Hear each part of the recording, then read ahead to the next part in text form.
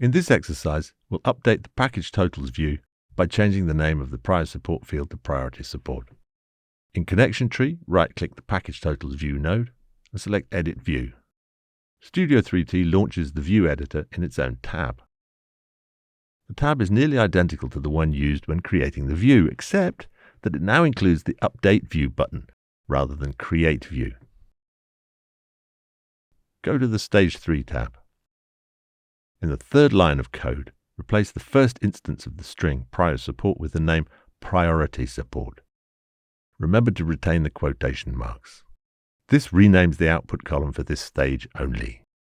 Now go to Stage 4 tab, and in the third line of code, do the same thing. Replace the string prior support with the word priority support, and again, retaining the quotation marks. This ensures that sorting is based on the correct field. We can, of course, make whatever changes to the pipeline stages we think necessary, as long as we ensure that the code remains viable. But for now, these minor changes are enough to demonstrate the concept of editing a view. Now, go back to the Pipeline tab and press F5 to run the pipeline stages. This ensures that your changes will give you the expected result. Next, click the Update View button on the View Editor toolbar.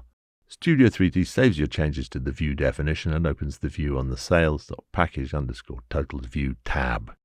As you can see, the prior support field name has been renamed to Priority Support. Everything else remains the same. Choose the Package Totals View tab and then close the View Editor. In the connection tree, right-click the Package Totals View node and then scroll down to select Drop View. Studio 3T permanently removes the view from the sales databases.